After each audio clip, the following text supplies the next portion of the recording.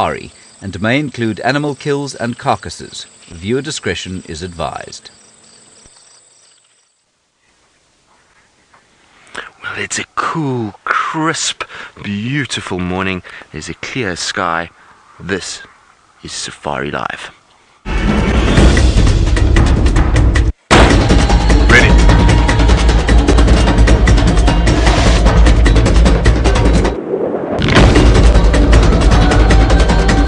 Standing by.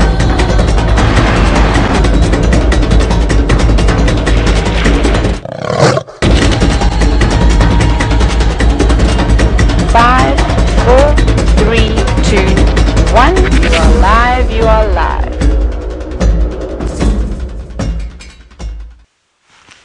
Good morning, everybody, and welcome to a beautiful sunrise safari. It's a bit chilly, but it's clear skies and seems like we're going to have really nice weather today, which is fantastic. Now, my name is Tristan, and on camera today I've got Craig, aka Batman, and we are going to be out and about looking for all kinds of wonderful things.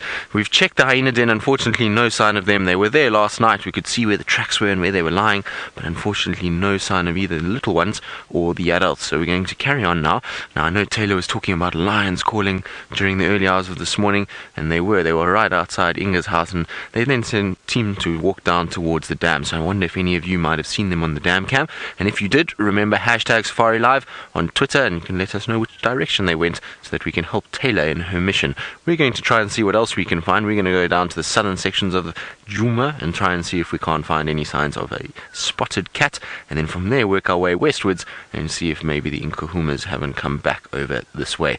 So that's the plans for the morning. Now remember, you can ask any questions that you may have on the same platform as letting us know where the lion went from the Djuma cam, if it did indeed appear on the Djuma cam. Now, it is quite fresh this morning. It's not as bad as it was 2 mornings ago, but it's still quite cold.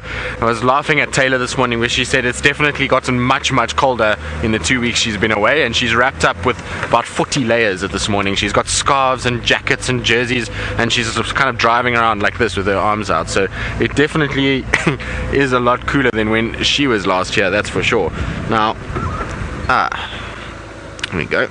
So these tracks here are the same tracks that go past Inga's for the male lion. I'm going to try to see if I can't show them to you quickly. Hold on, Craig, I'm going to try to get around here, because these are nice big clear tracks, which is fantastic. So there we go. You can see that one over there, Craig. You should be able to see it over here, where that stick is. You see where the stick? A little bit up. There we go, you got it, just to the right of the stick. So over there, there it is. Right, so there's our male lion track, a little bit to the right, Craig. Back a little bit, there we go, that's it. That sort of smudge in the sand is what we're looking at. Now, we know that this is a male lion just because of how big it is. It is a massive paw print that we are seeing here. So what we've got is we have the lobes of the track, 1, 2, 3. Now it looks like it's got a 4th lobe over here, because what's happened is it's stepped on its front foot. So this is the back foot that's here, and then the front foot was slightly to the right of where it stood. Now the front foot would have been a much wider track, and that's what's made this track appear so large, is that the lion has stepped directly on top of his own track. Now we know that these aren't that fresh, because if we have a look here, it's very difficult to see, but this little circle over here, there is a genet track over the top of the lion's track, which means that this lion moved during the middle of the night because there were still nocturnal creatures moving over the top. But it's very difficult to see. It's not a very clear genet track at all. But it means that the male lion is the same one we heard calling, because I know that that male lion was calling around 1 o'clock this morning. So I'm not sure what time it went towards the dam cam, but it must have shown itself at some point. Right, we're going to leave those tracks for Taylor because she's on the eastern side, and I know those tracks cut to the east, and we're going to carry on towards the southern boundary, see if I can't find any signs of maybe some of the other males, because we know all 4 were in Little Gari yesterday, and then, like I said, any of the spotted cats that may lurk around in that area. Right, now while we go and check around, Miss McCurdy, you saw her in the pre-show, but she would like to say hello officially this morning. Good morning again, everybody. and of course welcome to Safari Live. My name is Taylor, and on camera with me today is the Grand Sebastian, and we're going to find some wonderful animals for you. Remember, this is a live and interactive safari, so hashtag Safari Live with all of your questions, and then we can have chats with each other, which will be quite nice. Now, we've just jumped onto Vulture's Nest. We're just taking it easy along this very bumpy and windy road, searching for the male lion tracks that you've just seen with Tristan. Now, I did pick up another set of male tracks coming from a little bit south of Chele Pan along Twin Dams, going straight in the direction of where we left that buffalo last night. So I'm going to do an extensive search around here. I might even have to get off the car at some point and just check that drainage line if we don't have any tracks coming out here on Central, because I reckon those boys would have been able to have taken on that buffalo. He was old and he looked slightly unwell, a little bit under the weather to me yesterday, and that would be an easy opportunity for lions to take down a buffalo like that. But we need to make sure that these tracks don't go anywhere else. So we'll just check here. We'll go back towards back towards the dam. Taxon is also out, and he's also said he's going to have a look around the dam itself. I just want to check very carefully here. What tracks are those? Those are hyena tracks. Those are not what we can see a hyena too. That's fine. We'll take any animal, of course, that we can get. Now, we had some interesting conversations last night. As you may remember from the Sunset Safari, we said that we're going to go out and we're going to do bok drol spuk competition. So the game of spitting antelope dung with the entire team. So we're probably going to meet, I think Tristan said, between 9:15 on quarantine. And sort of for the last 15 minutes, 10 minutes, we'll get everyone together and see who is the true champion at the bok drol spuk game. So I'm very excited for that. I don't know about you, Sebastian. Are you excited? Yeah, it's good. Exactly. It's what I say every day when I wake up. It's so nice to eat some poop first thing in the morning. Now, don't worry. It's just grass and leaves and all this type of thing, depending on which dung we choose to spit out of our mouths. But it's completely fine. And I know a lot of you may think that we are bonkers, but remember, we are South Africans. Good morning, babblers. Don't fly away. Look at them. Look at this. So there's a group of babblers here. Have a little listen. Just jumping out of reach. They've now gone to the tops of the trees. Where are you naughty guys? There they are. You'll just see their silhouetted figures jumping around as they go. There's also the little aerial that you can see just on the left of the car. Now, they will climb to the highest point that they can and shout and scream their lungs out and announce to everybody, because these are one of the most territorial birds that we have out here, and particularly to other babblers, that this area is occupied, and if they're planning on coming here, they're going to have to challenge these four. Now, as we sit here, now they're flying off. They always follow each other. Shamson was wondering, what was the most interesting animal that I saw while I was on holiday? Well, can you believe this? While we were driving early one morning into town, so we actually left the reserve, started driving down the tar road before 5 o'clock. Guess what I saw running in front of the road? 2 bat-eared foxes, which was amazing because I've never seen a bat-eared fox before. So we saw 2 of those running about. It was really nice. I took a little video. I didn't get any pictures, unfortunately. It was pitch black. We had the car lights on, and then the other cool thing that I got to see was a leopard just on the tar road. Just decided to jump the game fence and was going to come out for a stroll, perhaps catching scrub hares or whatever else that may be lurking on the road. So that was quite nice, and it was all within about a mile of each other. And I saw lots of animals. I saw a huge group of banded mongoose. That was really cool. And then I was telling you all about all the Corey bastards that I got to see as well. So I got to see some interesting things. It was nice. It was different. Some birds. I saw Meaves starling, which I haven't seen since Zambia. So they've got a slightly longer tail than the Burchell starling, and pretty much the same. You can quite easily get confused. It was really nice though. Got some pictures of them. Have to check here for tracks, because this is a good area to check for tracks. I'm trying to think what other new birds I saw. Oh, we saw, what did we see? Oh, we saw Montagu's harrier hawk. Was it harrier? Harrier, yes, which was quite nice. That was a new bird for me, but I didn't get to get many pictures of them because I was too busy trying to identify the bird. With my binoculars, I was so focused. So that was nice. So lots of different things, and just the scenery was completely different. Baobabs, mapanis for days. There was so much going on. Right, let's check here. Well, this is a good area. I'm going to jump out the car, and I think I'm going to walk the rest of the stretch of road to make sure that I can spot some footprints left behind by the lions. Tristan, however, has got the first view of the sun peeking over the horizon. Indeed we do, and it is a beautiful sight. A sight to behold when it's cold in the mornings like this, when you see that big orange ball coming over the horizon and you know warmth is coming. It really is a fantastic feeling, and it is also just nice to sit and listen to the sounds of dawn as the sun creeps up over the horizon. It's been fairly quiet this morning in terms of that, though. We were sitting before we started drive, and Taylor and I were in the sort of parking area and trying to just listen for any sounds of any of the cats calling or hyenas, but alas, there's been nothing. It has been just silence. Still very, very pretty.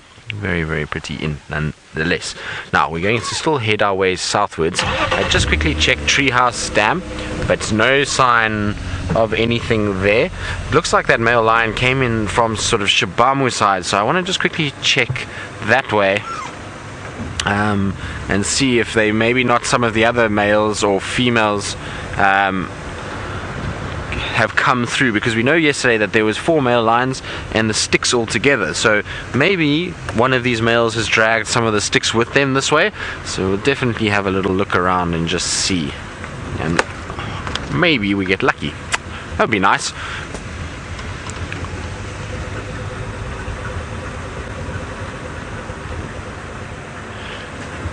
So, Shaylin, you're wondering how much larger a lion's paw is compared to a hyena and a leopard. Well, a male lion, you're looking at pretty much double the size of a male hyena or male leopard, so much, much larger in terms of the whole track, the length, the width.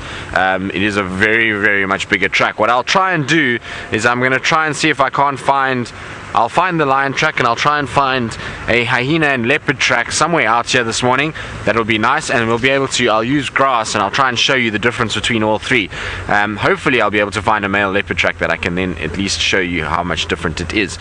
There should be some male leopard tracks around from the last sort of few days, and so hopefully I can do that while you may be with Taylor. I'll try and definitely get onto that, so if you keep watching, then I'll show you a little bit later as to how it sort of looks. Now I know where the male lion tracks are, so I can just quickly nip back to those and we'll be able to sort of work it out quite quickly.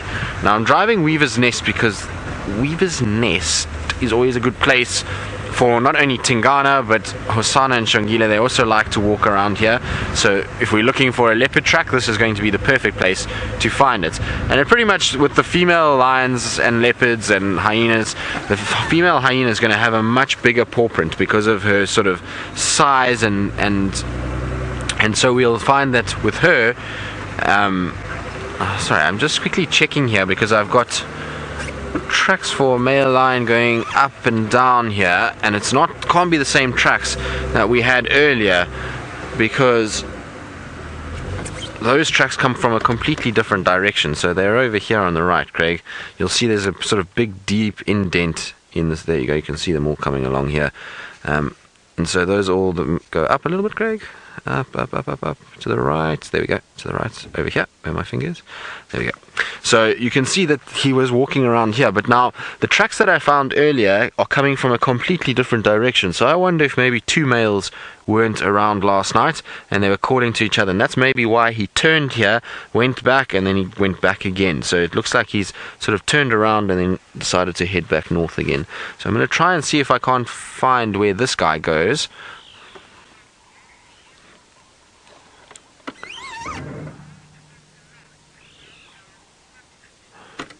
So, Lucy, you said you saw a lion going towards the lodge and then lay down in front of it.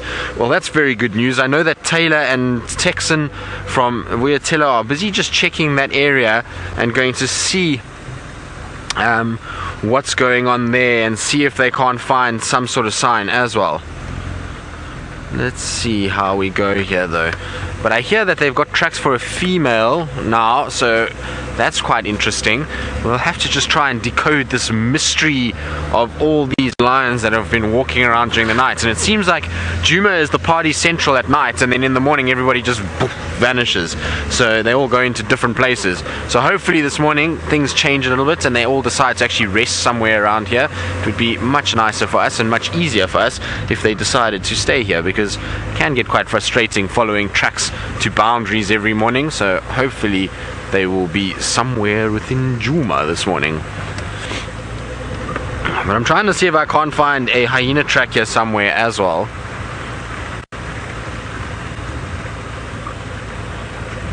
Rishikesh, you're wondering how animals decide on their territory. Well, they don't really decide on it more than they are pushed into territory. So as a young individual, they're going to come into an area and there's going to be either no resistance or they're going to be met with massive resistance. If they're met with massive resistance, that's then going to be the boundary as to where they're going to go, and they're going to keep pushing in every direction excuse me, until they reach some sort of pressure from somebody else.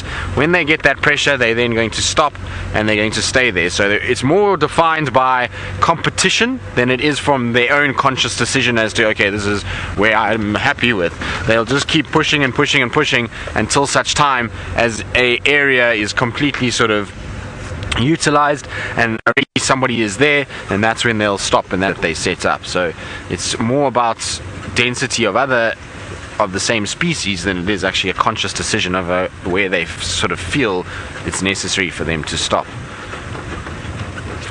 Let's just see here.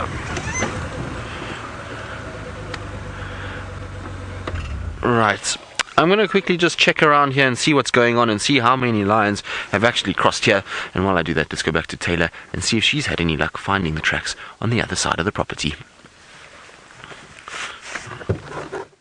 Yes, we actually are. Can you believe it? So Texan and I are trying to find these lions too. Now he said he had some tracks going west along, or southwest I suppose, going along Gari Cut Line. We turn the Game Drive radio down now though. And we've just picked up some more male tracks coming down in Vubu Road, quite close to the cut line, going back towards the lodge. So I think what we're going to do is, I think we're going to go very quickly back towards that little shortcut roads that goes towards Galago Pad. And we know that there's been a lioness that's been moving in and out of that area, from what Tristan has told me. So you never know. And of course there was that buffalo that was going straight towards the dam. So I think let's do an extensive search around here. Taxon's on the cut line, so he'll let me know if those tracks go north and cross into Buffalo's Hook. But for now, we might actually even check this old road that goes down to this very old hyena den that used to be in here, because at one point the Nkuhumas were spending quite a bit of time down here. So let's do that. Quickly actually put foot, because we've scanned here and I didn't see anything that particularly caught my eye. But it's, here we go, that's the road I'm looking for. I have to go back. Didn't see any more tracks coming from this side. But if they did go down and use the drainage line to walk through, which wouldn't surprise me at all, that makes it obviously a lot more difficult. Now, something that you wouldn't want to do, because you've seen activity of a lioness coming in and out the same spot quite regularly, is you don't want to go bumbling in there casually, because if you bump a lioness with little cubs that can't move around easily on their own, you're going to find yourself in a lot of trouble. So I'd rather do that and check this area in the car first and drive into it, and rather off-road with a vehicle than go in on foot, just because we know that the lions don't mind the vehicles too much, so she wouldn't be too frightened. We don't want to give her any stress.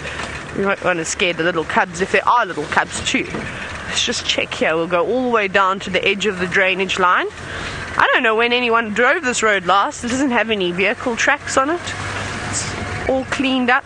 The elephants have been busy depositing many branches around here for me to drive over. Okay, and the birds haven't quite woken up yet. We've just had those babblers chatting about, a couple of doves, but other than that I think it's still a bit too cold for everyone. Let's see.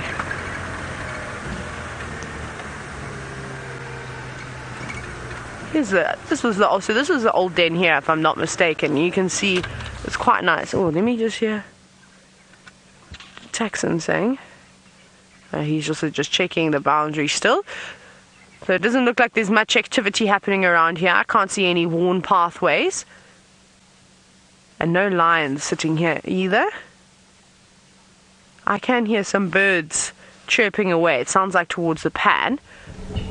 So maybe we'll go have a look. Now, Deer Hunter was wondering, do songbirds have territories too? Well, yes, I suppose so. Because it's one of my favorite songbirds, a chugra.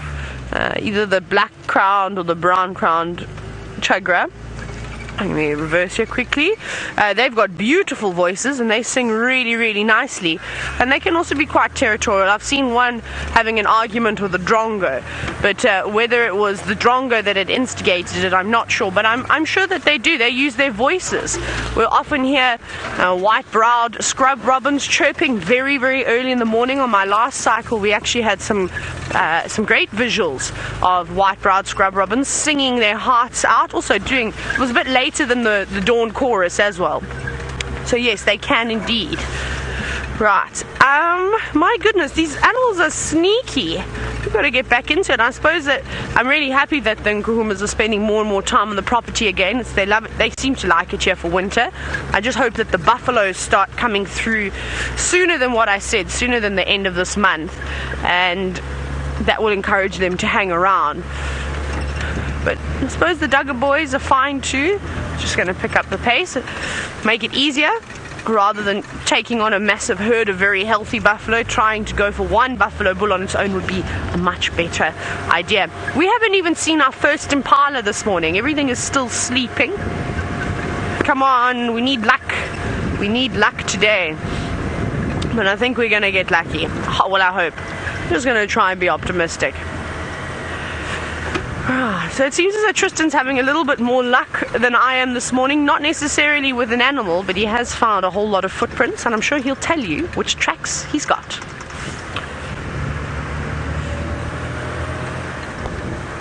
Oh, no, he's not. You're not going anywhere. The gremlins have got Tristan. They've pinned him down. He's trying to make an escape. He's fighting back, and hopefully we'll go to him in a little bit. But we'll carry on with me. Now we're going to go and investigate around Galago Pan when we eventually get the road that we need to turn off down. But it is nice. Actually, as we go around there's an old 2-track that I also like to go in and sort of just veer off a little bit to the west. And then it's this beautiful drainage system. It's quite sandy. One of the only areas where you can actually see what's going on. Because you know what these drainage systems are like. The Nkuhumas, Karula, and Tingana have taken us through these areas on a number of different occasions. And you've watched us all bundu bash our hearts out.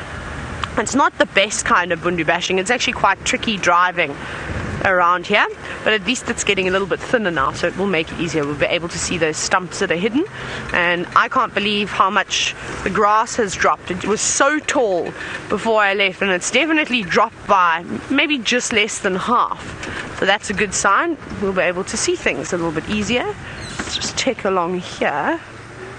You have to check some old favorite spots and see if the Nkuhumas are going back to their old trends. Right. So it's not too nippy in these drainage systems.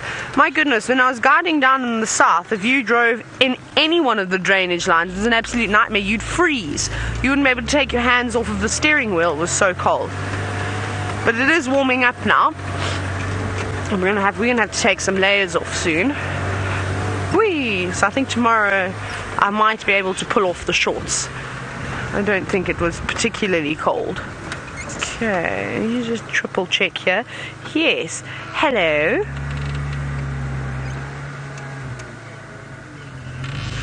I'm just double checking. There's lots of hyena activity around here. There's a couple of lion tracks too. Just see here very quickly. Let me just jump onto this road here. See, this is the road I was telling you about. It looks down over here. Sometimes the lions like to sit all the way in here. But that doesn't seem like the case this morning. But we're going to keep searching around here, because I think I did see some lion tracks, and I want to do a bit more closer inspection. Tristan's fought off the gremlins. Let's jump back on board with him.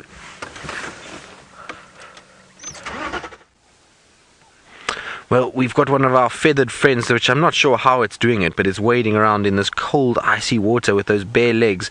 It makes me cold just looking at it.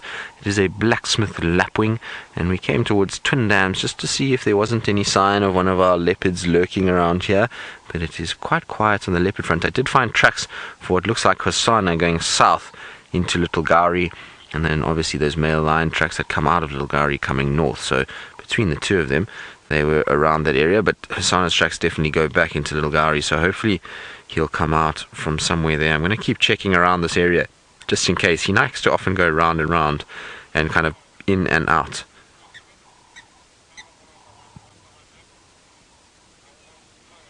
I thought I heard some lions in the distance, but I lied. Now, I've only just noticed that there's actually a hippo here at Twin Dams. He's just poked its head out. I didn't see it before, but there it is. It's got its head just poking out, and it's keeping an eye on us. You can see it almost looks like a terrapin in the water. Hardly looks like a massive hippo, doesn't it? And it's very, very, very, very still. Oh, there we go. Hello. Good morning. So when we first arrived, there was no sign of this hippo. It was underneath. The water looked like glass. It didn't look like there was any sort of disturbance under the water.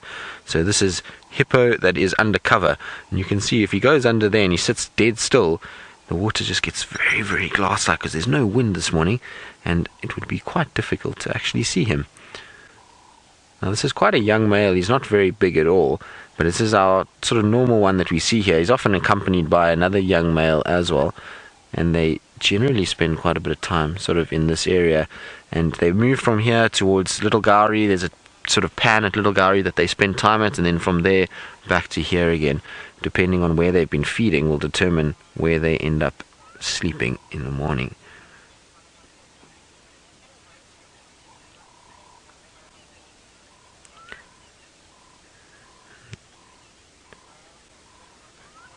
Just trying to listen. It keeps sounding like there's something making a noise in the distance, but I can't hear very nicely. I think it's just a vehicle traveling on the main sort of road to our south. Buddy, you look like you're cold. I'm sure we're going to find this hippo going out into the sun at some point. It's very, very chilly, and that water must be icy cold, and just shows you how well they sort of skin, that thick skin that they've got, and that blubber layer works. It allows them to stay nice and warm in this situation. But at first glance, it doesn't even look like a hippo. It looks like I say, two terrapins with their heads poking out of the water. There we go. Show us yourself. Come on. Can hear the hippos in the distance at Chitwa Dam calling, so I think that's why he kind of moved a little bit. You can also hear them calling as well. Let's see what he does now.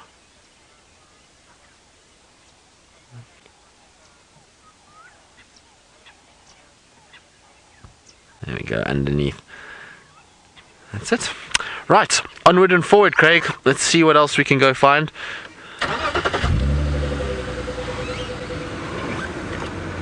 Rishikesh, you're wondering for how long do hippos stay in the water for? Well, they stay there for most of the day. In fact, they'll be there until the sun sets. So if you come here at sunset, he'll still be there, and then he comes out at night to go and feed. That's how the hippos work. They have skin that is very, very, very sort of susceptible to the sun. So what happens is they don't have hair on their body, and much like us, if we spend too long in the sun, we burn and dehydrate. It's the same thing for the hippos. So they stay in a moist environment, and then they come out in the sort of later afternoon to be able to try and start well, not late afternoon, and the sun sets, and then they start to go and feed. And so you'll find that they spend most of the day. In terms of going underwater though, and staying underwater, they can hold their breath between 5 and 7 minutes.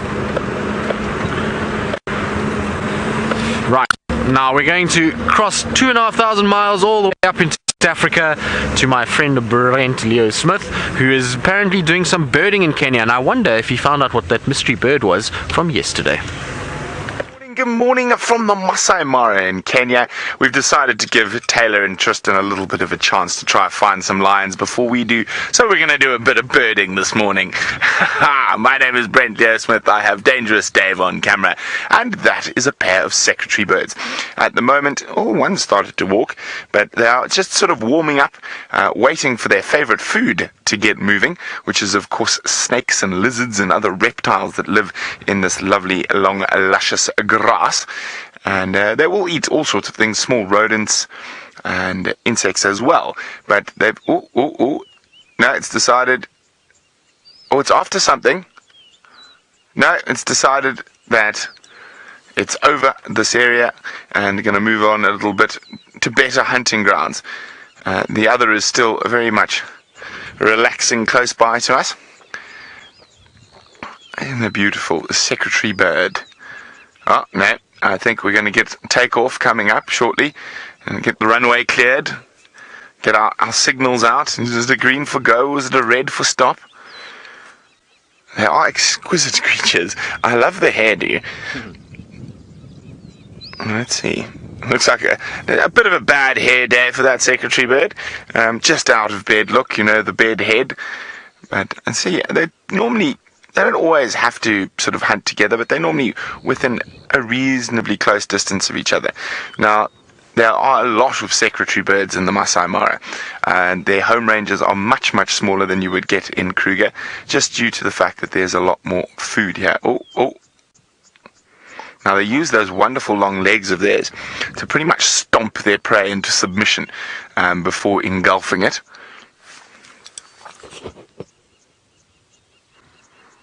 Well, the secretary birds have got quite the audience, and being nervy is probably a good thing out here, because just to the left of them, they're Grant's gazelles that are watching them very carefully.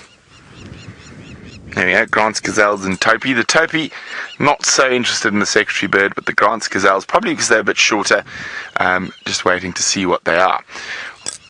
And, oh, hello, I just saw, where'd the other one go?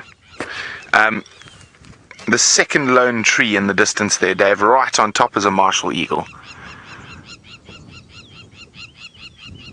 There we go, another one for the Mara bird list. Now, interesting thing is I was chatting to some of the guys here, and the martial eagles, one of their favorite things to hunt here is herons, black-headed herons, and there are a lot of them out in these grasslands. So they basically attack them from the air. And there's a sound we all know well that's going past, a crowned plover.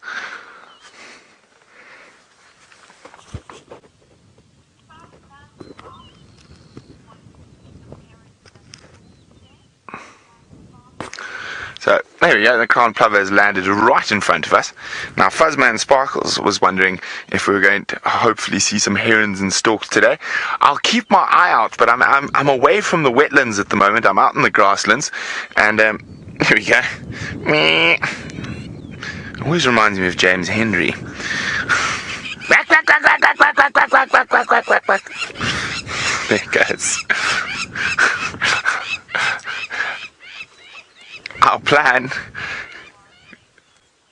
Our plan is to head towards that escarpment in the distance there, Dad. The escarpment. There we go. So there we go. We're going to plan to head towards that escarpment and move back north along the escarpment, seeing what we can find. Now, Wendy's wondering whether Jamie has arrived in the Mara safely. She hasn't even left South Africa yet. They're flying today to Nairobi. They'll be spending the night in Nairobi, and then her, Kirsten, and Alan will be driving down tomorrow. So they should, in theory, be leaving around 9:30, 10 tomorrow. So once that,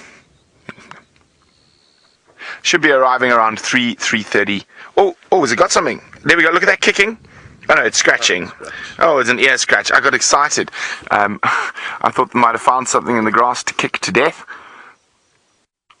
Nice big Grant's gazelle watching it there.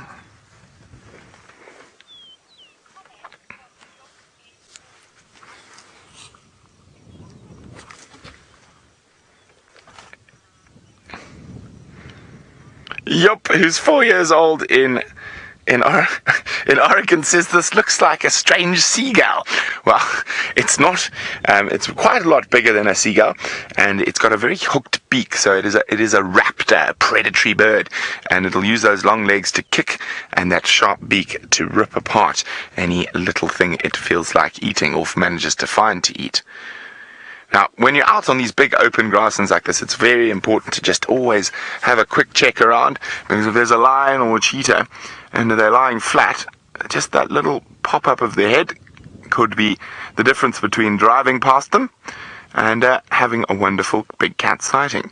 So, we haven't spent much time in this area before, and I'm hoping we're going to get some luck on the big cat front in this area, or especially up against the escarpment. Now, as I said, we'll try give Djuma a chance, Taylor and Tristan a chance to find some lions before I do, but my money's on Dangerous Dave and I. Let's go see how Taylor's lion search is going. Brent, I have to say, for the first time in history, my money is on you today as well in finding the cats, as I've just received some very sad news for us, is that unfortunately the two male lion tracks that we've been following this morning cross out and go west at Simambili, and then the entire Nkuhuma Pride cross at the gate going north, sort of in towards Buffelshoek and the Manuleti.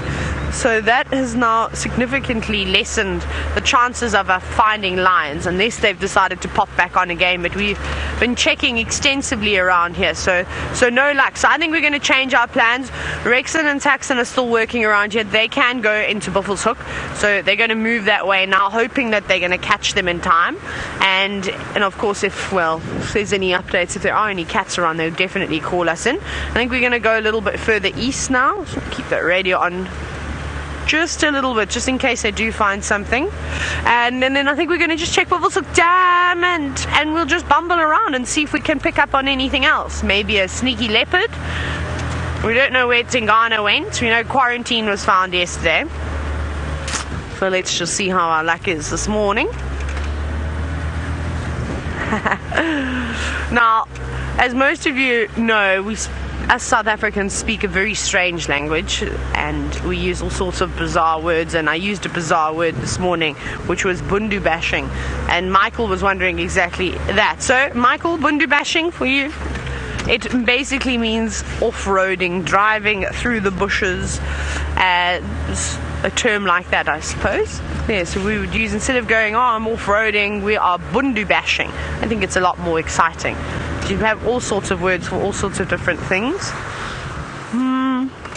Right, on the cut line we go. Let's see what else we can find. And I don't think anybody's actually checked all the way down towards the eastern sector, so it'll be quite nice. Now, hopefully the roads are still nice and clean, or they haven't been wiped clean by any cars, any guests going back home to the gate, maybe an early transfer, maybe flying to Mauritius, because that's a very early flight, and a lot of people do that holiday. South Africa and then Mauritius. So yeah, we'll just keep checking, I suppose. Maybe elephants as it warms up, but I think we're going to have to do a bit of waiting. So we can just start to feel the sun now. It's lovely.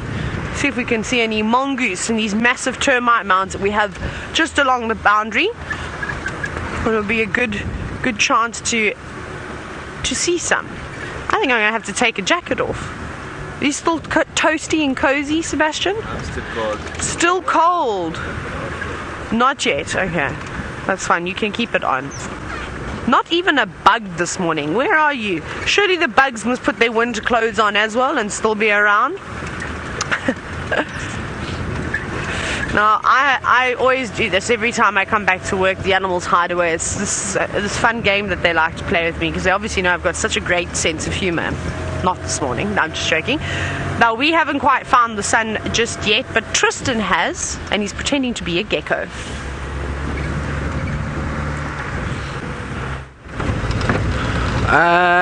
Taylor, we haven't found anything. We have had a tough morning as well, and it's not just Taylor coming back to work. It has not been easy.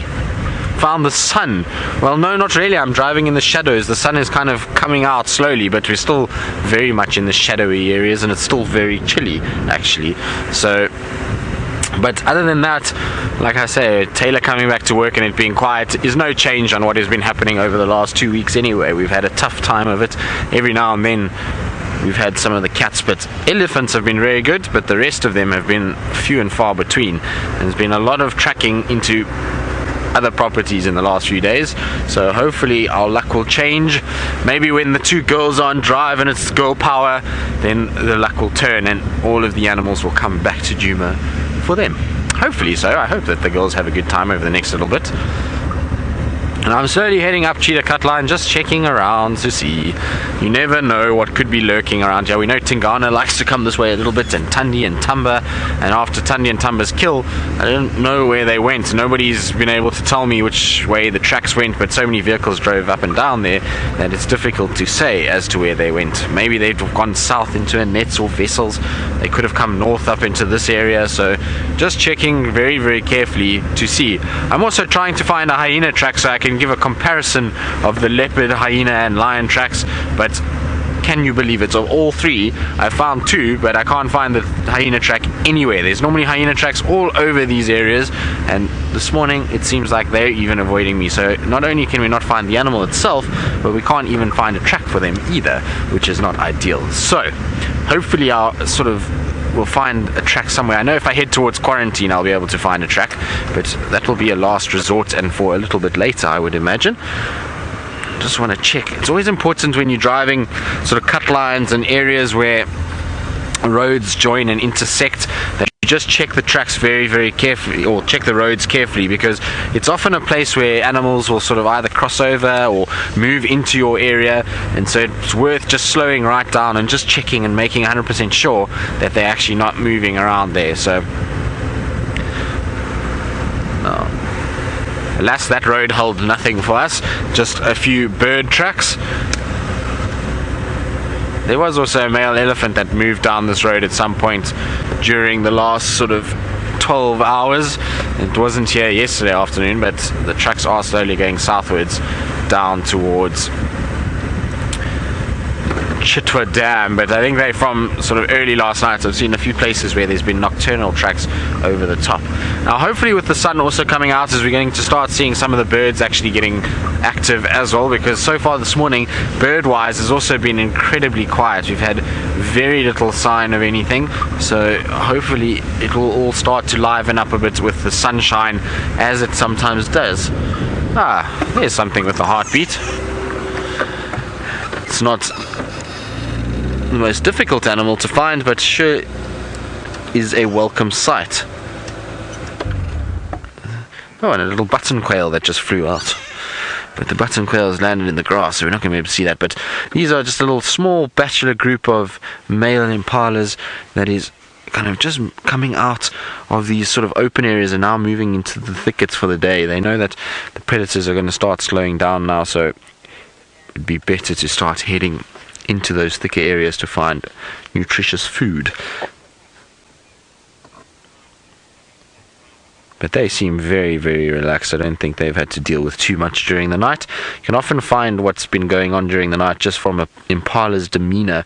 When you come close to them, if they start feeding like this, then generally they've had a fairly peaceful start to their day and there's been not too much going on around them, no noises, no scent that's been picked up.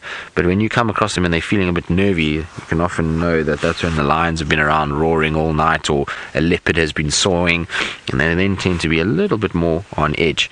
But he's a beautiful specimen. He's got beautiful big horns, that male, and looks like he's in perfect condition, which is quite rare at this time of the year for a male impala, given that they are sort of at the back end of their rutting season now. A lot of them are in a situation where they've been battered and bruised, and yesterday morning we had that one with a sort of black eye, and so a lot of them look quite sort of tatty at this time of the year because of all the activity that they've had. They haven't really focused on feeding or actually looking after themselves. But it is quite pretty with that sort of morning light just filtering through and creating the sort of gold grasses and just highlighting those impalas a little bit.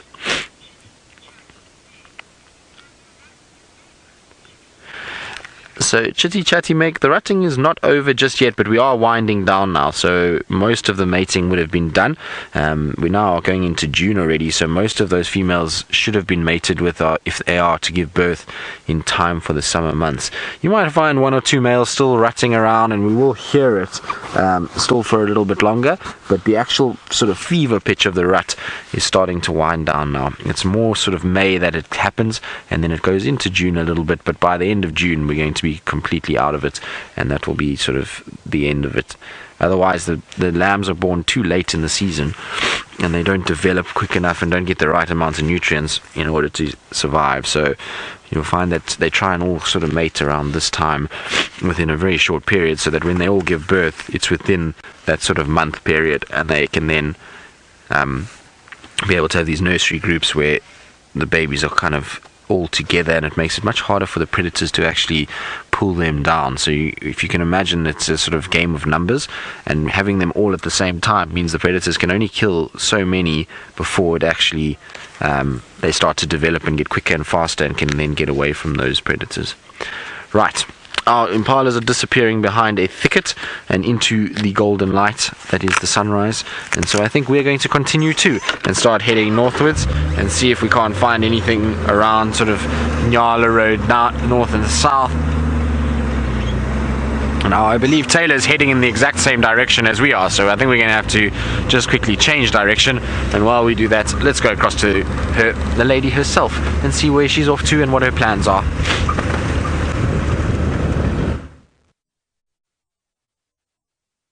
Impala, it is a big buffalo. Hello, big buffalo. You do not look very happy this morning. Are you a bit cold and... I don't think it has warmed up yet. Oh, but you have got an entire family of oxpeckers. They're sitting on your backs, don't you? And all crusted in mud. Now, we're quite close to Buffelshoek Dam, so this could be the same buffalo that you saw yesterday with Tristan. Why did you fly away? Sebastian just said it looks exactly like him. He looks in much better condition than the one that we saw yesterday. Oh, yes, we're talking about you. See how he just popped his head up? He's a little bit nervous this morning, as a buffalo on his own should be in the big wild wilderness areas of the Greater Kruger National Park.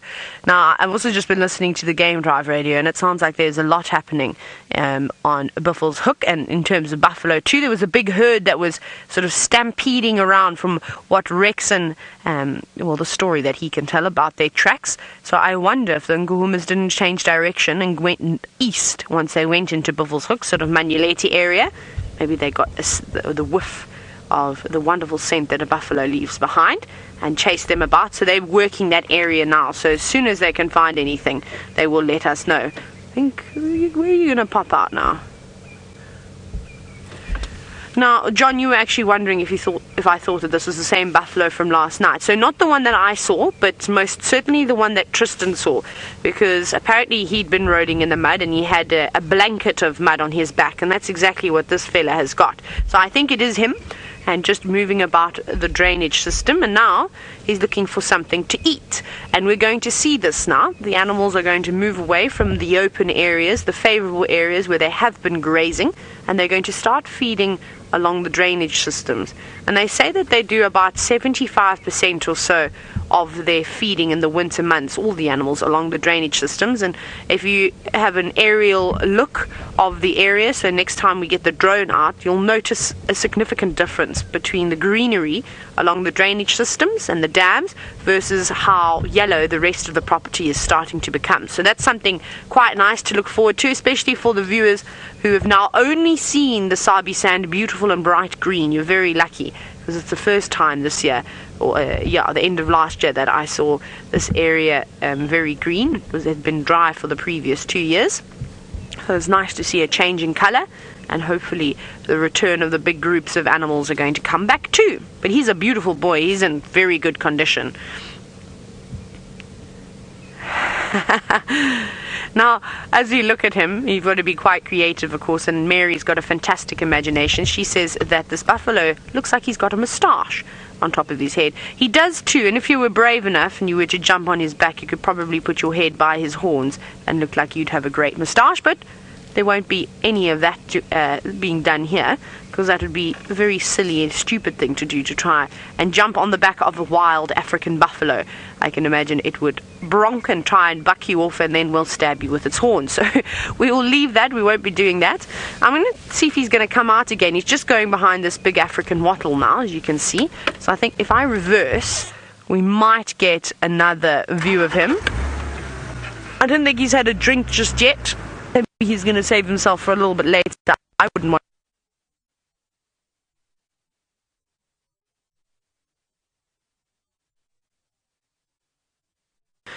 And like I said, compared to the buffalo that we saw yesterday, he's in much better condition. You can see he's completely round. You cannot see a bone on his body. And his horns are nice and sharp. Head hung low. He's a very fit boy. So this would be quite a challenge for lions to take on at this time of the year, because he is fit, he's young, he's ready to go. But we're going to head towards the dam now and see what else is waiting for us in the frosty water. Tristan is going to play a little game with all of you. Well, I'm not playing a game, but I wanted to just show you the size differences between all of these tracks. Now, earlier we were talking about lion tracks, and then we were talking about the size difference between hyena, leopard, and lions. And so now I can give you a visual display as to how the sort of size difference works. Now, I know they're not the actual tracks, but at least we can give you a length and a width of each of the track so that you can work out what's going on. Now, obviously, the one on the right-hand side here is the lion track. So sorry, Craig is still figuring out the new cameras and how they all work. But the one on the right hand side is the male lion track. So if you can imagine, it would be a big sort of circle around these two pieces of grass, and so you'd have the toes up front here going that way, and then you'd have the sort of back pad, and that's the width at the widest point and the length at the longest point. So this is probably a bit bigger than it normally would be, because all of these tracks are in soft sand, so the track will be slightly larger. Now if we come to the middle, this here you can see would be almost the same width as it is the same length. Now that is very typical of a male leopard track. Now this isn't the biggest male leopard track we'll ever see. This is for Hosanna, so it's not massive, and you're comparing an adult male lion with a young male leopard here. So the leopard will get a little bit bigger. If we had to find tracks for Tingana, it would be slightly larger than this. They wouldn't be quite as small, but it gives you an idea of how round the track is, and you can actually see kind of that it is quite a long track at the back. And if we had a male leopard, a bigger one like Tingana, you might find that the grass stem will sort of get up to where my finger is, so it'll be quite sort of that size. Now the hyena, which is the one on the left here, you can see is a very similar size to the leopard. In fact, it looks almost the same, but what you do notice is that the back part of the track is much thinner than what you'll see on a leopard track, and much longer. Now the reason why it's longer is because those toes in the middle tend to point forward a little bit more than what you see on a leopard, and so they often have a much sort of narrower, longer track than what the leopards do. Also, there would have been claw marks at the front of that, and that's how you can sort of differentiate the size. But this is also for a male hyena. It's not a massive hyena as well. You do get bigger hyena tracks than this. On a female, remember the males are smaller than the females within the hyena species, but I wanted to try and show you all males to see that you could sort of have a size difference between the three of them. But it's very cool actually when you see it like this and kind of see the sizes as they go, and you can see why often hyena tracks are confused with leopard tracks, particularly because there's one hyena in this area that has 3 lobes at the back of its track, so it looks very similar to a leopard, particularly a female leopard. So there we go. That's the size differences between the 3 of them. So hopefully out of these 3, at least one of them will make an appearance at some stage today. It should be quite nice. Right, let's get rid of our grass stems and get those into the bush and put them back, and something can eat them. Now I've got to somehow work out how to get in with my tail. Let's get rid of that then, and I can get in quite easily. Why did I just do a circle, Craig? Don't know what just happened there. For some reason I decided to do a little twirl. Maybe it was because I was on the kind of runway. I forgot that I didn't have my earpiece actually plugged in, which means I could have just climbed in like I was, so I didn't have to do the twirl. But anyway, twirl is done, and while we now carry on and see what else, if we can actually find one of these 3 animals, let's go across to Taylor McCurdy, who's at Buffelshoek Dam, and I believe has a hippo. I do have hippos of Buffelshoek Dam. I haven't seen this lot for quite some time, and they, well, are regular characters now. I think they're the most consistent hippo we've had for a very long time. We used to see Henry the hippopotamus who lived at Vuurtele Dam, and now we've got these 4. Whether they're the same 4 that we've been seeing, I'm not too sure. They're not wearing their name tags today, which is a little bit disappointing, but there's most certainly at least one large bull. Now, the last time that I was here, actually the time before we did TV shows, like the day before, the morning before, we had quite a nice sighting of them. We had 2 big hippo bulls challenging each other, which was quite nice. So 2 will be females. Whether one bull is younger, it's very hard to tell when they're in the water, as you know, but they all actually look of relatively same size. I'm trying to figure out which one is the big bull, but they would not be a big bull in here. This is too perfect of a spot, especially if there are some females around. But they've come back from their early morning of grazing, and now they're getting ready to just rest. Look at that one, fast asleep. Now, we can see the 3 that are closest to us, they're still moving around a bit, but the one at the back is fast asleep, not paying too much attention to us at all. And Adrian, all the way from Canada, was wondering if their feet are touching the bottom. Yes, so what happens, it's quite interesting, sort of how when we stand in the pool, if it's not too deep, obviously our head sticks up the water. Hippo's essentially doing the same thing. Their back feet, their hind legs are touching the bottom of the water, bottom of the ground, sorry, and then their front legs are sort of floating up, and it almost looks like they're standing on their back legs, and then their noses are exposed to the water. So that's sort of what they're doing. I think the one at the back, it must be on a little mud bank, because you can see its back is exposed, and it'll pop its nose and its eyes and everything out when it needs to take a breath. But to me, that looks like it's probably quite muddy there. The water has definitely dropped in Buffelshoek Dam. It doesn't look quite as deep. But a hippo doesn't need very deep water to sort of sustain itself. In fact, they prefer shallower waters. They need an area where they can have a bit of depth to it in case they feel frightened and they need to escape.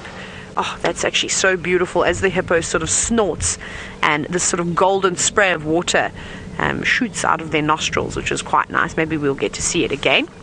It's quite a nice angle with the lighting to see that. You can see the little mist coming out of them. There you go, a little bit. Hello. Very relaxed this morning. Yeah, they're getting ready to go to bed. Now, Ricky Cash, you're wondering what do hippos like to eat? Well, when they have an opportunity to be a bit picky, like during the rainy season, then they'll eat the lovely green grass. That's what they feed on.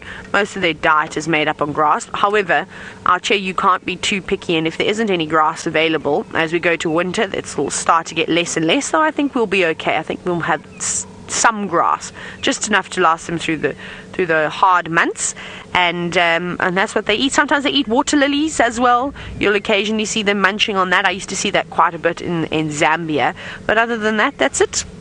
They will eat leaves. I've seen them eating rhino out of rhino middens, eating their dung in the drought, but at this time of the year we shouldn't see any of that behavior because there's much sort of more food for them to choose from, more palatable food to choose from. But they're going to rest here for most of the day. I don't think they'll get up to too much. They aren't really even snorting. Like I said, it's starting to warm up. They'll feel the sun's on their back and behind their ears now, and that is enough to put you to sleep. I'm sure you all know what it's like at 10 o'clock in the morning. After you've woken up early, you've started work, you've spent a couple of, that was beautiful, a couple of hours in front of the computer or out in the garden or whatever you may do. But that 10 o'clock morning sun, especially in winter, is just so beautiful and so welcoming, but it is enough to put you to sleep. So we won't be able to sit here for too long, otherwise you're going to start hearing Sebastian snoring. You'll hear that coming from the back. And it won't be the hippos, probably me too. We're a chorus of snores coming from our car. But that's it. And if it does get a bit too hot, they might just move around to other areas and look for a shady spot. But I don't think in these winter months they'll worry too much, and if we get lucky enough, hopefully when we go down towards Chitwa, we'll see some hippos sunbathing on the sandy banks. We'll definitely be seeing that with Brent in Kenya. That's one of my favorite things, so we'll keep an eye out, of course, for that as we head through into the colder months. Thank you, hippos. But I think we'll move on from these hippos now. I thought I heard Tristan's vehicle somewhere, so he must be around here. Let's go and find out where he is. You did indeed, Taylor, because I'm just south of you. I had detoured because my plan was also to head up towards that area, but you got there before I did. So I'm now detouring. I'm now going southwards, and, well, not southwards actually, I'm heading straight west at this stage, but we'll start turning south again and sort of heading back that way towards the western side and hope for a miracle of a leopard somewhere. It would be quite nice. I haven't checked around Shabamu Pans yet, so I might go that way and just check if maybe there is a leopard that way, and maybe to the sort of southwestern corner, see if Shadow and Cub are not around and not sort of hanging around in that area.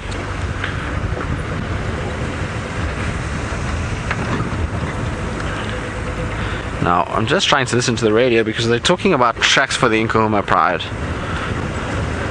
So it sounds like they're heading southeast, from Buffalo's Hook, so maybe they'll pop out somewhere on Djuma just now, which is good news. But they haven't found them yet.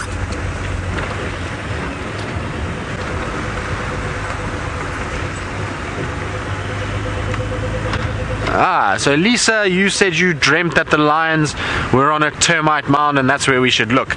Well, Lisa, there are lots of termite mounds, so I shall definitely check every single one this morning and we shall try and find them. Maybe we will get lucky and they will pop out onto a termite mound somewhere.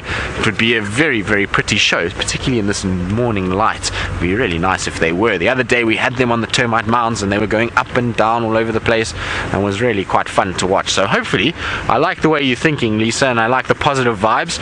Positive vibes are always good. You've got to put them out there into the universe and hope, and they will then somehow come back and sort of reward you. So good idea. Let's check around all of those areas.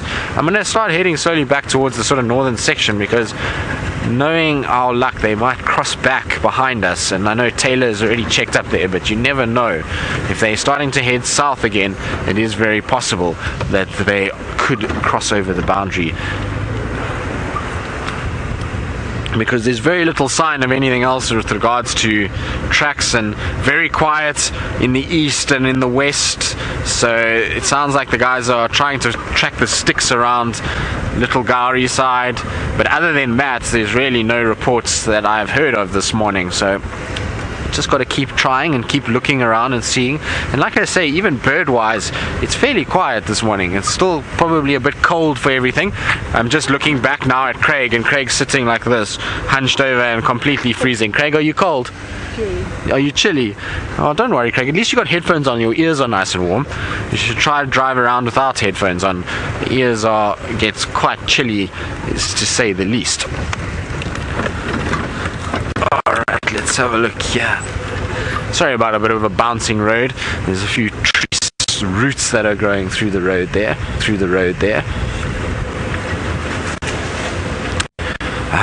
But what a beautiful morning it is. Even though we don't have animals, it just feels nice out here.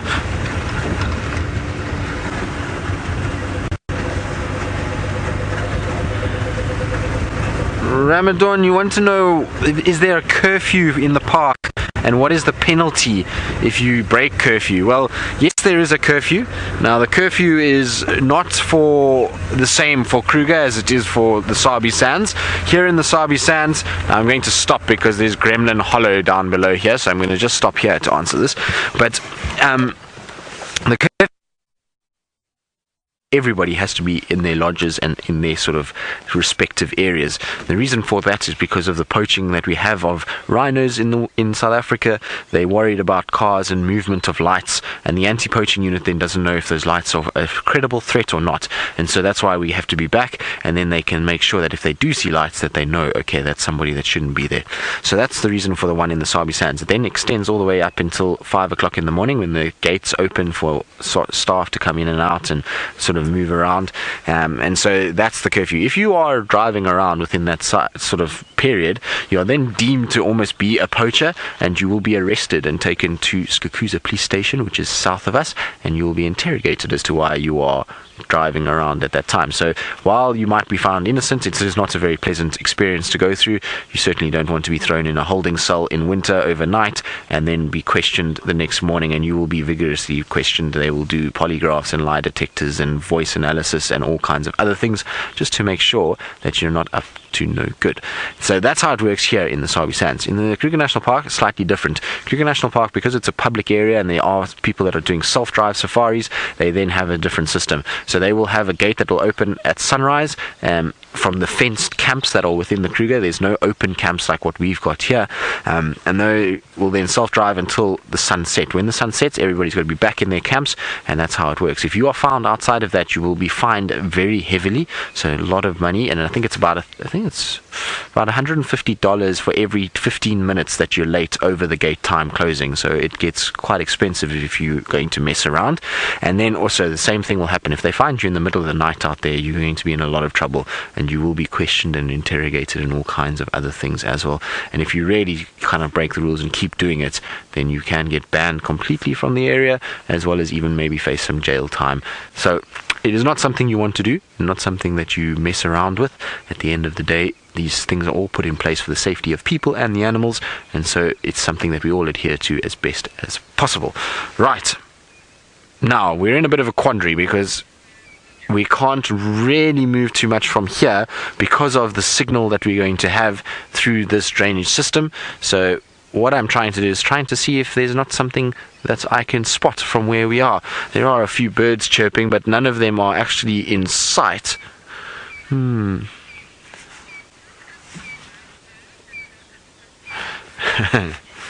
So Hrishikesh, you're wondering if the animals are sort of hiding and that they're not coming out for breakfast this morning. Well, maybe they're cold. Maybe they, like us, and are having a sort of morning lie-in and just waiting for the sun to come out so that they can warm themselves up and then start moving. So that's what I'm going to stick to and hope for. We know that the other day when we followed the Nkuhuma Pride that they moved for 3 hours of the morning safari. So it's just a matter of time of trying to catch up with them, and hopefully they're still moving around and they then come back towards Djuma. So it does happen that the animals move, and we know that with elephants and buffalo and all these other types of animals, they're going to only start moving as the sun gets warmer and start then pushing towards water areas and come out of wherever they've been during the night, and it makes it then much easier for us to find them. The cats, unfortunately, things like leopard and hyenas, if they're not around at the sort of break of dawn and there's no tracks for them, the likelihood of finding them is not very good. It sort of decreases as the day goes on. But what we have seen is that things like Shongile, Hosana, and varying other sort of individuals or leopards and even Tingana, they tend to move around quite a bit during the day as well. So especially when we have cooler temperatures in the winter, we need to adjust our mindset slightly. In summer, it's much easier to see, well, you'll find that the animals will lie down as soon as the sun sort of starts coming up because it is very hot. Now in winter, it's much cooler, and you'll find that these predators actually move around quite a bit during the day. And so I suppose we can cling on to some hope and hope that they do decide to wake up and that breakfast time is almost around the corner and that we can then catch up with them for breakfast. Now, we do have a grey go-away bird that's just flown away. Now, why did you fly away, grey go-away bird? I'm going to try and see. I should have signal if I sneak forward, and then we can have a look at the grey go-away bird. That was actually one was shouting at us this morning. So,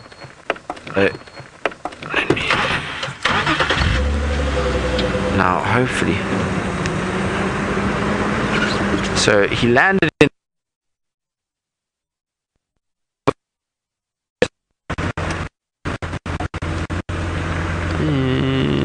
Where are you? Oh, there you are.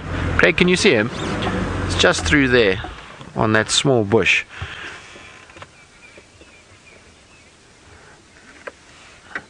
So there we go. There's our grey go-away bird. Now, these guys have got such character. Look at them with their crests that are up, and they've got this sort of grey, drab coloration, which is perfect to camouflage in these savanna environments, which is where they spend their time. Even though they don't look as maybe as striking as some of the other members of the family that are bright greens and blues, they still are very cool birds, and I quite enjoy them. They've got this sort of character about them. The only problem with them is that they make a serious racket, and especially when you don't want them to. So often when you're tracking things like leopard, these guys will be somewhere close by and they'll make a noise and they start sort of shouting and they'll make the sound, go away, go away. And that basically is warning everybody to tell them that there is a predator around and that they need to be very, very careful. And so when you hear that, then even things like leopards will take notice that there's a disturbance, and it makes them far more aware, and often then the leopard slinks off before you even see it, and so your kind of tracking exercise gets a bit ruined by them. So they are a bird that is cool to watch, but sometimes can be a bit of a menace to you when you're trying to sort of achieve an end goal. Right. Now, we're going to try and get through Gremlin Hollow, and while we do that, let's go across to Taylor, who's still with her hippos at Buffelshoek Dam. We are still with the hippos at Buffelshoek Dam, and that sort of whirlwind that you can see in the water there is one little hippo that just dived down into the water and seems to be the one that's most active. It's just to the right of those three and keeps looking at us. Now, I haven't quite worked out just yet who's who in the zoo here, who's the male, who's the female, because they all look sort of relatively the same size, but I think the one that's in the middle might be the male. That one seems to be slightly larger, but like I said, it is difficult. You can try and look at the size of the heads to determine whether it's male or female. Males are much larger than the girls. I think Tristan was telling you the differences, but it is exceptionally difficult, especially if you've got a young male sort of just mixing amongst them. Then they can look very much female-like. But there's a really cool bubble trail that's being left behind if you just follow it just to the right of the hippo that's ahead. And you see that? Look at that. So there's the one hippo that's moving underneath the water ahead of the others, and it should pop up soon. Where are you going? I wonder if they aren't going to go to the edge of the water now. They've all of a sudden started to get a bit more active. There it goes, still going to the right, and the others are following this one too. Where are you all going to go? Maybe they're going closer to the southern side of the bank so that they can get more of the sun, because that area is lit up beautifully. But it is perfect now. There we go. Look at them still going along the water. That's incredible how quickly they're able to move. I don't think I could move quite that fast, even if I was swimming freestyle. I think a hippo could still move quicker underneath the water than what I could floating on top. No, now they've gone all camera shy. Now they're hiding around. Let's see what they're doing, if they're going to play or what's going to go on over here.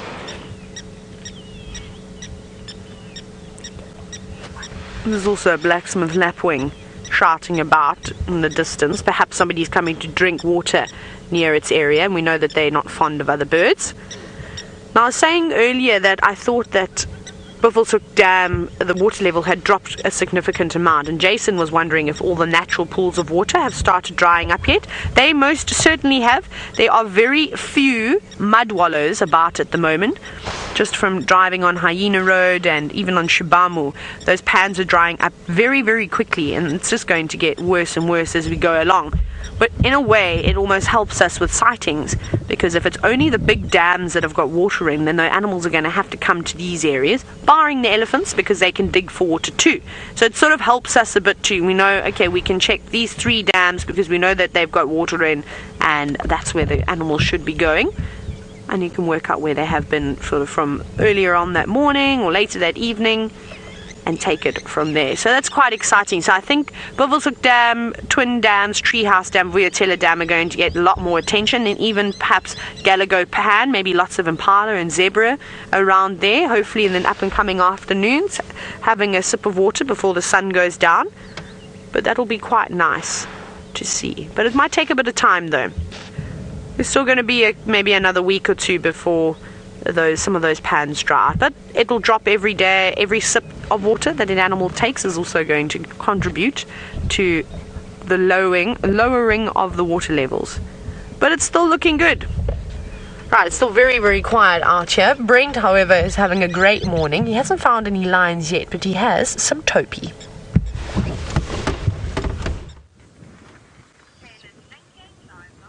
Welcome back to Kenya. We're with a very observant Topi.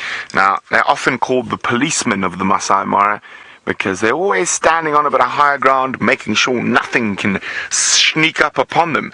Now, we've covered quite a bit of distance, and we're in an area that Dave and I have not explored before. Excitement. Remember, hashtag Safari Live if you've got any questions. Now, I've been really wanting to come to this area for quite some time. Topi, what are you looking at? No, I thought he might be looking at something for a second. Now, this is an area we possibly got a good chance at leopard as we move further along. But if Dave comes and shows you the road, we're on a road that probably hasn't been driven in about 7 or 8 months. So there we go. There's the road in front of us. Can't you see it? We've got to do a bit of careful looking to spot it, but we're going to head right up to the base of the Ololo escarpment and then slowly make our way north from there. It is absolutely gorgeous, and I haven't been along this section of the escarpment yet, so I'm very, very excited to explore there. Topi keeps looking down towards the main road, but I don't see anything. Now, they've got fantastic eyesight, so they can see stuff at quite a distance.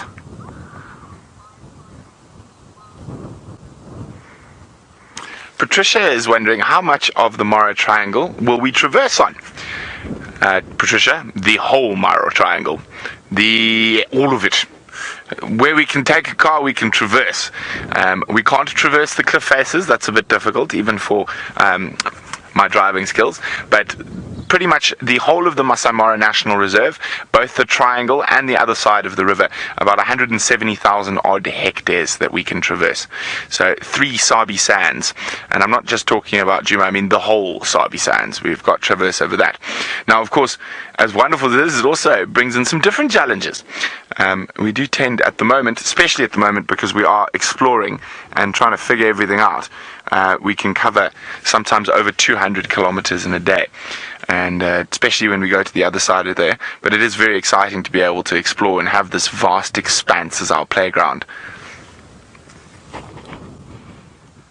Now, the one sort of not so nice thing about this part of the world is there are a few tsetse flies in this area of the Mara. Dave somehow hasn't been bitten yet. I've been bitten once this morning and twice yesterday. So it seems like the tsetse flies like me more than Dave. So I think I'm just going to have to catch a whole bunch of them and let them go in his room, so he can experience the needle-sharp pain of a tsetse fly injecting its proboscis into his skin. Now, there's a few prides of lions in this area as well that we haven't seen just yet. One of them is quite skittish and not used to vehicles, and people don't come down this part of the reserve too often, and I think that's what really excites me. And I think as we get closer to the escarpment as well, we should get some lovely birds. So we're going to keep looking. And Dave, should we look for lions properly now? Yes. I think we've given Taylor and Tristan enough time. I think it's time to look for some lions seriously now. And just while we go back to Djuma with Tristan, it's big and grey, but it's not a lion.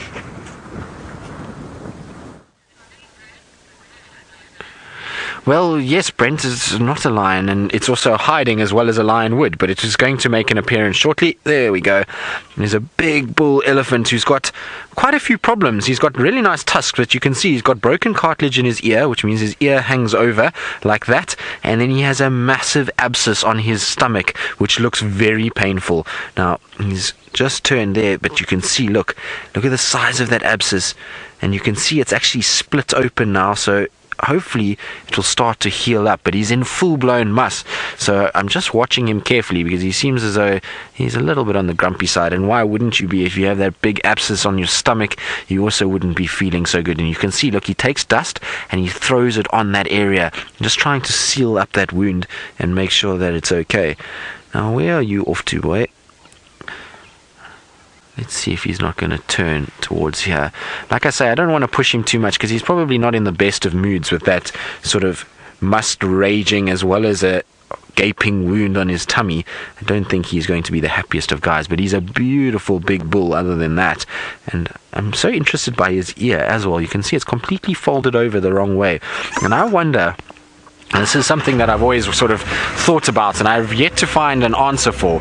But when their ear does this, because it is actually quite common, I've seen it on a number of different individuals, when their ear folds like that, I wonder if it's not the skin on that backside, which is always so thin and so delicate, if it doesn't thicken a little bit and it gets a lot sort of more durable because of the amount of sun that it gets. And I wonder if it either then that happens, or does the elephant struggle more with its temperature control?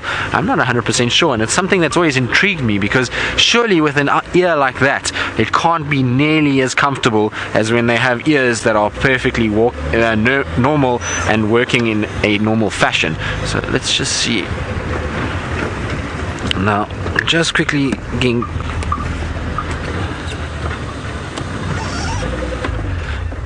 So, Rebecca, you think that this bull needs a vet visit? Well, yes, I suppose that in some places vets would come out, but that's not a sort of wound that you'd have to worry about too much. It's something that will heal itself.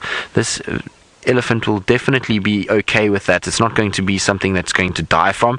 These are very hard, very resilient animals, and we end up in a situation where we try and sort of humanize these animals too much, and a vet response to this would have to dart this animal. We're going to put it under stress when it's a wound that will actually heal itself, no problem.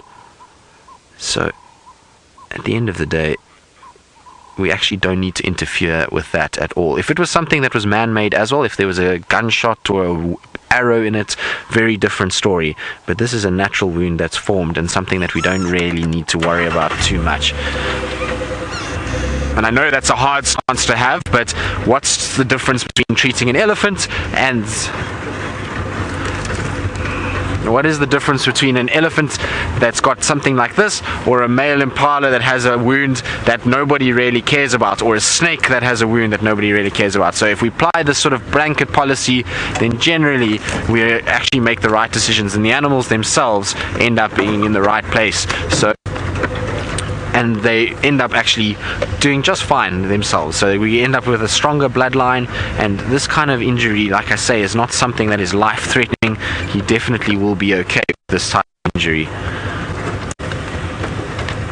Now, the good news is it sounds like our lions are coming towards the boundary, which is great. So I think Taylor is going to try and head that way, which is good. Even we were trying to sort of head back that way when I heard the tracks were coming south, but I think we're going to send Taylor there instead while we hang out with this beautiful big bull elephant. Shame, buddy. That can't be comfy.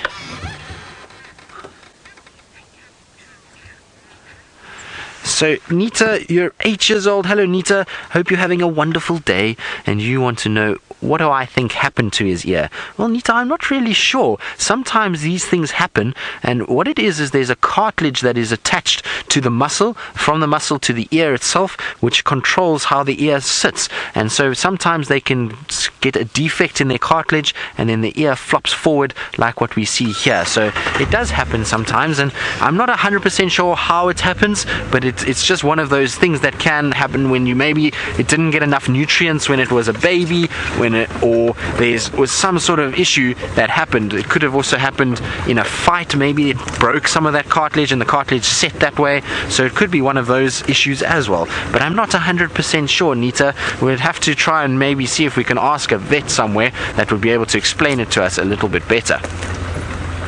But I wonder if he's going to slow down at any point, because he's just walking so fast all the time. He's making me drive quite a bit to keep up with him.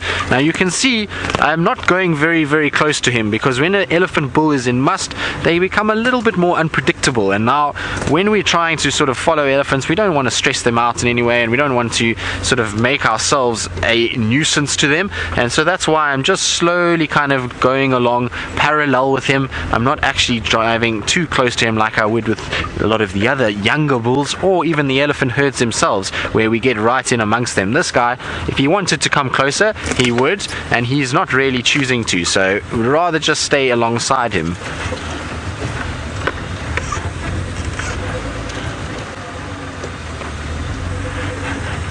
So So Jamie, all the way from New York. Hello, Jamie.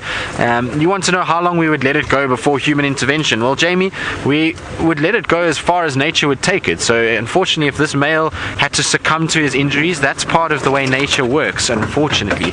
Here in the Kruger Park area, we have a very high density of bull elephants, and so, or elephants in general. So it means that we, it's not as endangered as it would be in the rest of the world. And I know that sounds like a horrible thing to say, but ultimately what happens out here is in nature is that there needs to be the strongest bloodline going forward. So there needs to be animals, unfortunately, that are going to succumb to some of these things, and their bloodline is then going to filter out of the system, and you're going to get all the animals with stronger blood that is able to deal with infections and deal with small wounds like this, that are going to sort of be the ones that go forward and survive, because those animals are the ones that are going to sort of end up in a situation where they're going to be resilient towards what nature can throw at them, and ultimately going forward are going to ensure the survival of the species. Now, if we as humans come and intervene, we don't know what bloodlines are basically the stronger bloodlines, and so we then start saving weaker bloodlines, and they then reproduce, and the knock-on effect of that becomes very, very big problem later in life. So we have to allow for these animals to sort of go through these phases and go through these situations where there are going to be times where they are affected by wounds, and it's going to be uncomfortable for them, but ultimately we need that to play out, and we need to not interfere with nature as much as possible.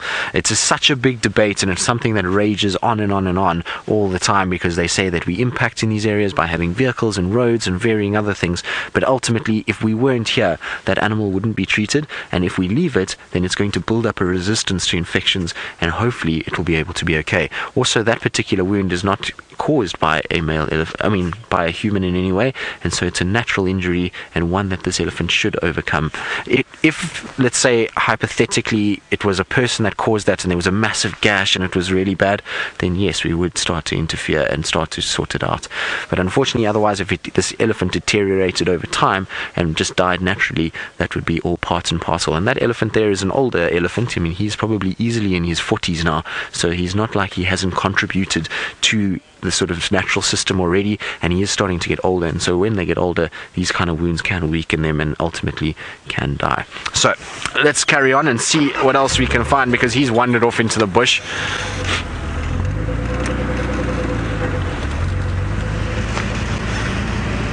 So Happy One, you're wondering how long an elephant can live for. Well, elephants can live for, in this area we see the average age is around 50 to 55 years. In some other parts of Africa where we don't have as wooded an environment, where their teeth don't wear down as quickly, those animals will live to about sort of 60, 65, maybe even up to 70 if they're lucky. In a sort of captive environment where their sort of control of their food is taken, and they get vitamins and minerals that they wouldn't potentially get out here, and teeth are looked after even better, an elephant can live to up to 90 years. So it's a very similar sort of lifespan to what people have. Now, the reason why I'm going in safari in reverse at this stage is because our elephant bull is moving towards a whole bunch of mud wallows, and I'm wondering if he might just be heading there to go and have a mud wallow and try and get that wound closed with mud. So I'm going to try and see if I can't just catch up with him, but instead of turning around, I just decided, well, we would reverse, because I can look at the camera and still drive backwards, which is quite nice. So there we go.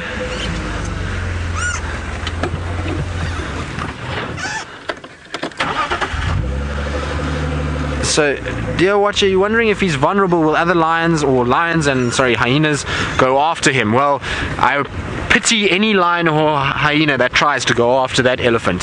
He is massive, and he's got big tusks, and you probably find he's experienced a lot in his time, and even with a wound like that, when the adrenaline pumps, he is going to be a formidable foe, and one that's going to do a lot of damage if you go anywhere near him. So it's a situation where you've got to be very, very careful, and if I was a hyena or a lion, would not go anywhere near a big elephant like that. So no, not really, unless he becomes incredibly weak over time and he starts to really sort of break down and he becomes skin and bones and can hardly stand up, then yes, you will find that those animals will start to try go after him.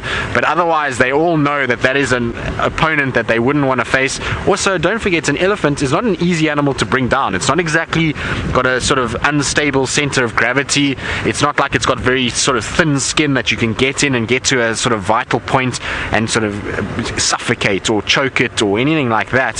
So it's in a situation situation where the only way you're going to get that elephant down is if it's so weak that it's already down and you start feeding off it and cause massive blood loss. That's the only way. But there's going to be very few elephants that are going to allow for lions to feed off them while they are still have any sort of fight in them whatsoever, because like I say, when that adrenaline kicks in, they're going to be a serious handful. I'm just trying to see where he's gone, because he should be coming out somewhere in this area.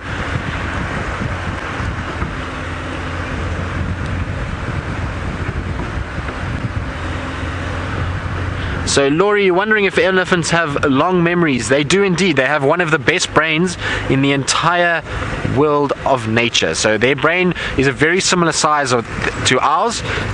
It's got a very similar weight to ours, and so their memories are incredibly good. And it's amazing just how much they can remember. And when they walk around, and it was quite evident last year in the drought, how the elephants knew exactly where to go to find water. They knew which pans, even in the drought system, were drying out and which ones were pumped, and they would make their way to the pumped ones time and time again and ignore the ones that were going to be drying out very quickly. They even started to ignore the ones that had water, but the water had gone stagnant, and prefer them for the pumped ones. So they can remember very well, and they do know what's going on. They also know where they need to move and where to go to find foods at certain times of the year. So they are incredibly intelligent and really do have an incredible memory.